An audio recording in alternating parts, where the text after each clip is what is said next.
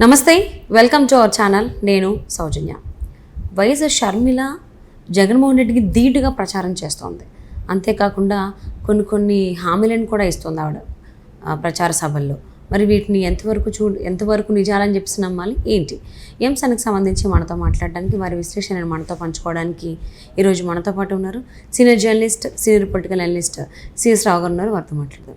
నమస్తే అండి. నమస్తే సౌజన్య. వైఎస్ షర్మిల జగన్మోహన్ రెడ్డికి ధీటుగా ప్రచార సభల్ని, ప్రచార కార్యక్రమాలని చేస్తూ ఉంది. సో అంతేకాకుండా వాటిలో హామీలను కూడా ఇస్తుంది. ఇంతకుముందు ప్రత్యేక స్పెషల్ స్టాటస్ గురించి చెప్పింది. అలాగే ఇప్పుడు రుణమాఫీకి సంబంధించి కూడా ఆవిడ ఒంగోలులో జరిగినటువంటి ప్రచార కార్యక్రమంలో హామీ ఇచ్చింది. సో వీటిని ఎంతవరకు నమ్మాలి అంటారు అసలు? ఒకటేంటంటే, ఇప్పుడు జగన్మోహన్ రెడ్డిని ఢీకొంటున్నాను నేనని చెప్పి షర్మిల ఫోకస్ అవుతున్నారు. సో కాంగ్రెస్ పార్టీని రాబోయేటువంటి రోజుల్లో అధికారంలోకి తీసుకురావాలి, లేదంటే అట్లీస్ట్ కింగ్ మేకర్ని చేయాలి అనేది కాంగ్రెస్ పార్టీ యొక్క ఆలోచన. ఆ క్రమంలో ఇప్పుడు జగన్మోహన్ రెడ్డిని మించినటువంటి హామీలను ఇవ్వాలి అనేటువంటి ఒక ఆలోచన కాంగ్రెస్ పార్టీ చేస్తుంది, అలాగే షర్మిల కూడా చేస్తుంది. తెలంగాణలో పీసీసీ అధ్యక్షుడిగా రేవంత్ రెడ్డి ఎంత స్పీడ్గా వెళ్ళారో అంతకన్నా స్పీడ్గా షర్మిల వెళ్ళాలి అనేటువంటి ఆలోచనతో వెళ్తున్నట్టు కనిపిస్తుంది. సో ఇవాళ భీమిల్లో ఎన్నికల శంకర్రావాన్ని పూరించాడు జగన్మోహన్ రెడ్డి.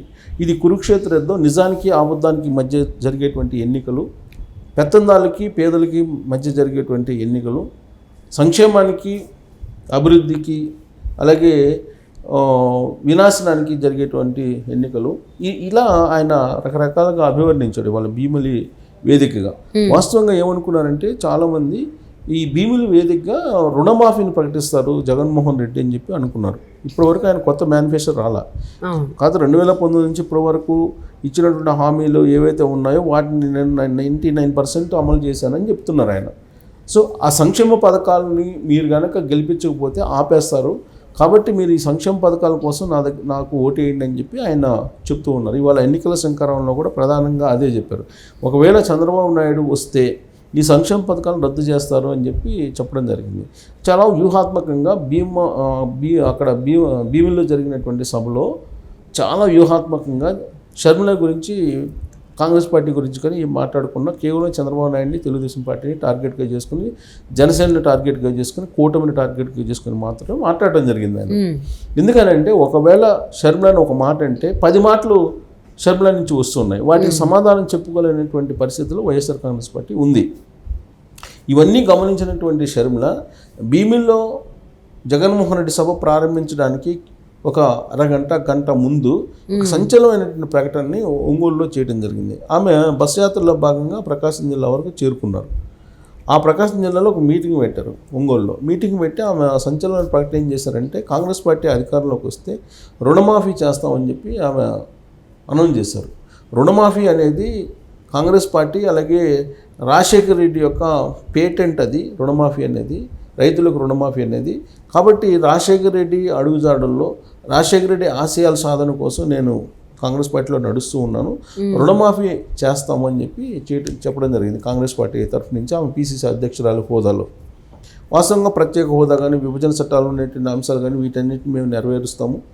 అసలు ఉమ్మడి రాష్ట్రాన్ని విడదీసింది మేమే, ఆ చట్టాన్ని తయారు చేసింది మేమే, కాబట్టి ఆ చట్టంలో ఉన్నటువంటి అంశాలన్నింటినీ మేమే అమలు చేస్తాం, కాబట్టి మీరు మమ్మల్ని గెలిపించండి, తొలి సంతకం ప్రత్యేక హోదా మీద పెడతామని చెప్పేసి ఆల్రెడీ ఇప్పటికే చెప్పుంది కాంగ్రెస్ పార్టీ. అలాగే భారత్ జోడో యాత్ర సందర్భంగా రాహుల్ గాంధీ వచ్చినప్పుడు కూడా ఆయన చెప్పడం జరిగింది, తొలి సంతకం నేను ప్రత్యేక హోదా మీద పెట్టేస్తాను అని చెప్పి ఆయన చెప్పడం కూడా జరిగింది. సో దాంట్లో ఎలాంటి డిస్ప్యూట్ లేదు. అయితే అడిషనల్గా ప్రత్యర్థి పార్టీలు ఏం చేస్తున్నాయో అవి చేయడానికి పోటీ పడుతున్నారు షర్మిల. వాస్తవంగా భీమిలి వేదికగా చేసుకొని జగన్మోహన్ రెడ్డి రుణమాఫీ ప్రకటిస్తారని చెప్పేసి తెలుగుదేశం పార్టీ భావించింది, జనసేన భావించింది, కాంగ్రెస్ పార్టీ కూడా భావించింది. అయితే తెలుగుదేశం పార్టీ జనసేన కంటే ముందుగా షర్మిల రుణమాఫీని అనౌన్స్ చేసింది కాంగ్రెస్ పార్టీ తరఫు నుంచి, ఒంగోలు కేంద్రంగా చేసుకొని. సో రుణమాఫీ అనేది 2004లో కాంగ్రెస్ పార్టీని అధికారంలోకి తీసుకొచ్చింది.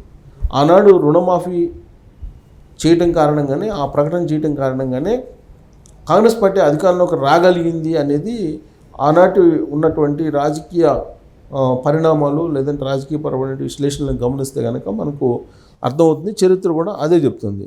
ఆ రోజు నుంచి కూడా రుణమాఫీ అనేదాన్ని క్యారీ అవుతూ వస్తుంది. రుణమాఫీ ఆ తర్వాత చంద్రబాబు నాయుడు కూడా 2014లో రుణమాఫీ చేస్తానని చెప్పారు. ఆ తర్వాత ఆయన పూర్తి స్థాయిలో చేయలేకపోయారు. కోటయ్య కమిటీని వేశారు. 1,50,000 వరకు మనం రుణమాఫీ చేద్దామని చెప్పేసి ఆయన ఒక కమిటీని వేసుకున్నారు. ఆ మేరకు రుణమాఫీ చేసే ప్రయత్నం కూడా చేశారు. తెలంగాణకు వస్తే తెలంగాణలో కూడా రుణమాఫీ చేస్తామని చెప్పేసి కేసీఆర్ చెప్పారు. కొంతవరకు చేశారు, ఇంకా చేయలేదు. అలాగే రేవంత్ రెడ్డి కూడా 2 లక్షల రూపాయల రుణమాఫీ అని చెప్పి ప్రకటించడం కూడా జరిగింది. సో అంటే రుణమాఫీ అనేది ఖచ్చితంగా పార్టీలను అధికారంలోకి తీసుకొచ్చేటువంటి ఒక బ్రహ్మాస్త్రంలాగా కనిపిస్తూ ఉంది. అందుకే ఇప్పుడు ఆ రుణమాఫీ అంశాన్ని షర్మిల తీసుకున్నారు. ఎందుకు ముందుగా తీసుకున్నారంటే కేవలం జగన్మోహన్ రెడ్డి ప్రకటిస్తారేమో అనేటువంటి ఒకే ఒక కారణంతో ముందుగానే రుణమాఫీ ప్రకటించేశారు. జగన్మోహన్ రెడ్డి ఆయన అమలు చేస్తున్నటువంటి పథకాలు కానీ లేదంటే ఆయన అనుసరిస్తున్న విధానం కానీ రాజశేఖర్ రెడ్డికి భిన్నంగా ఉంది. రాజశేఖర్ రెడ్డి అడుగుజాడల్లో కాదు, రాజశేఖర రెడ్డి లాగా పరిపాలన లేదు ఆంధ్రప్రదేశ్లో అనేది షర్మిల చెప్తూ ఉంది. రాజశేఖర రెడ్డి అధికారంలో ఉన్నప్పుడు ఆరోగ్యశ్రీ, ఫీజు రియంబర్స్మెంట్ ఇవి పేటెంట్ లాగా అనిపించింది. అలాగే రుణమాఫీ ఇలాంటివన్నీ కూడా, ఉచిత విద్యుత్ ఇలాంటివన్నీ కూడా ఒక పేటెంట్ హామీలాగా కాంగ్రెస్ పార్టీకి అలాగే రాజశేఖర రెడ్డికి ఉండిపోయాయి. సో అలాంటి వాటిని కాంగ్రెస్ పార్టీ మేము తీసుకుంటున్నాము. రాజశేఖర రెడ్డి ఆశయాల కోసం, రాజశేఖర రెడ్డికి పరిపాలన ఏ విధంగా ఉందో ఆ పరిపాలన మేము చూపిస్తాం, రాజ్యాన్ని చూపిస్తాము, ఇందిరమ్మ పాలన చూపిస్తాం అనేటువంటి యాంగిల్లో ఇప్పుడు కాంగ్రెస్ పార్టీ వెళ్తుంది. అసలు రాజశేఖర రెడ్డిని మించిపోయాడని చెప్పేసి వైఎస్ఆర్ కాంగ్రెస్ పార్టీ చెప్తూ పథకాలు ఏదైతే ఉన్నాయో డైరెక్ట్ డబ్బులు వేసేటువంటి పథకాలు ఏదైతే ఉన్నాయో వాటిని నమ్ముకొని ఇప్పుడు జగన్మోహన్ రెడ్డి పరిపాలన కొనసాగిస్తూ ఉన్నాడు. ఈ క్రమంలో ఈ ఉచిత హామీలు అనేవి ఈసారి భారీగా పెద్ద ఎత్తున ప్రజల్లోకి తీసుకెళ్లే అవకాశం ఉంది. ఇప్పటికే సూపర్ 6 పేరుతో తెలుగుదేశం పార్టీ కొన్ని 6 అంశాలను తీసుకెళ్ళింది. అలాగే జనసేన పార్టీ కూడా కొన్ని హామీలను తీసుకెళ్ళడం జరిగింది. ఆయన 10 లక్షల రూపాయల ఆర్థిక సహాయం చేస్తాను, వాళ్ళ చేత ఇండస్ట్రీస్ పెట్టిస్తాను అనేది ఏదో చెప్పారు. ఎవరు? జనసేన పార్టీ.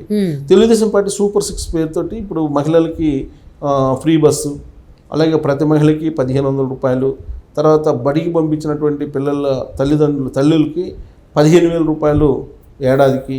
సో ఇలాంటివన్నీ కూడా ప్రకటించారు. మహిళల కోసం, రైతుల కోసం ఆయన 20,000 రూపాయల ఆర్థిక సహాయం చేస్తాను ఏడాదికి అనేది, బీసీల కోసం ప్రత్యేకమైనటువంటి చట్టాన్ని తీసుకొస్తానని చెప్పి చెప్పడం జరిగింది. అలాగే సిలిండర్లు 3 సిలిండర్లు ఫ్రీ అని చెప్పేటువంటి ప్రకటన కూడా చేశారు. అంటే సో సూపర్ 6లతోటి ఇప్పుడు ప్రజల్లోకి వెళ్ళిపోయారు చంద్రబాబు నాయుడు. కదలిరా అనేటువంటి ప్రోగ్రామ్ తోటి వాళ్ళ పీలేరులో సమావేశాన్ని కూడా పెట్టున్నారు ఆయన. సో ఒకవైపు చంద్రబాబు నాయుడు, ఇంకొక వైపు ఏమో జగన్మోహన్ రెడ్డి, మరోవైపు ఏమో షర్మిల చాలా వేగంగా ప్రచారంలోకి వెళ్తూ ఉచిత హామీల్ని ప్రకటిస్తూ ఉన్నారు. ఒక అడుగు ముందుకేసి షర్మిల తాజాగా రుణమాఫీని ప్రకటించారు. సో రుణమాఫీని ప్రకటించాలి అనేది తెలుగుదేశం పార్టీ పరిశీలిస్తుంది, జనసేన కూడా పరిశీలిస్తుంది. అట్ ద సేమ్ టైం ఇప్పుడు అధికారంలో ఉన్నటువంటి వైఎస్ఆర్ కాంగ్రెస్ పార్టీ రుణమాఫీని ప్రకటిస్తుందా లేదా అనేది చూడాలి. ఎందుకంటే వాళ్ళు ప్రకటిస్తారని ముందుగానే షర్మిల ప్రకటించింది కాబట్టి ఉచితాలను ప్రకటించడానికి పోటీ పడుతూ ఉన్నారు. షర్మిల చాలా దూకుడుగా వెళ్తూ ఉన్నారు. రాబోయేటువంటి రోజుల్లో షర్మిల ఇంకా మరిన్ని అట్రాక్టివ్ పథకాలను కూడా అనౌన్స్ చేసేటువంటి అవకాశం ఉంది. ఇక ఆల్రెడీ కాంగ్రెస్ పార్టీ కర్ణాటకలో, తెలంగాణలో ఏ విధంగా గెలిచిందో ఈ ఉచిత పథకాలను అనౌన్స్ చేసి వాటిని ఇంకొంచెం క్రోడీకరించి ప్రకటించేటువంటి అవకాశం కూడా ఉంది. సో ఈసారి ఉచిత పథకాలు అంటే మేము పథకాలు ఇచ్చాము, సంక్షేమ పథకాలు ఇచ్చాము, నాకు ఓటేయండి అని చెప్పేటువంటి అవకాశం లేకుండా జగన్మోహన్ రెడ్డికి తెలుగుదేశం కానీ, జనసేన కానీ లేదా కాంగ్రెస్ పార్టీ కానీ చాలా పోటీగా ఆయనకంటే ముందు సంక్షేమ పథకాలను అనౌన్స్ చేస్తూ ఉచితాలను అనౌన్స్ చేస్తూ వెళ్ళిపోతున్నటువంటి పరిస్థితి. అందుకే షర్మిల చాలా స్పీడ్గా అందరికంటే ముందుగా ఉన్నారని చెప్పి మనం విశ్లేషణ చేసుకోవచ్చు. ఓకే. సో ఆంధ్రప్రదేశ్లో ఎన్నికలు దగ్గర పడుతున్న నేపథ్యంలో ఈవెన్ నోటిఫికేషన్ కూడా చాలా దగ్గరలోనే ఉంది. వితిన్ 10 to 15 days కూడా నోటిఫికేషన్ వచ్చేటువంటి అవకాశాలు ఉన్నాయని చెప్పేసి అంటున్నారు. సో దానివల్ల మరి ఏమైందో ఏమో, ఆల్మోస్ట్ ఆంధ్రప్రదేశ్లో రాజకీయ పార్టీలు అన్నీ కూడా చాలా ధీటుగా వెళ్తున్నాయి ప్రచార సభల్లో. అందులో ఒక అడుగు ముందే ఉన్నారు వైఎస్ షర్మిల, ఉచిత హామీకి సంబంధించి, రుణమాఫీకి సంబంధించి. మరి మిగిలిన పార్టీలు కూడా అదే పందాల్లో పోతాయా, లేకపోతే ఒక అడుగు వెనక్కేసి ఏమైనా ఆలోచించి చెప్తారా అనేది చూద్దామండి. Thank you so much for spending your valuable time with CS రావు గారు.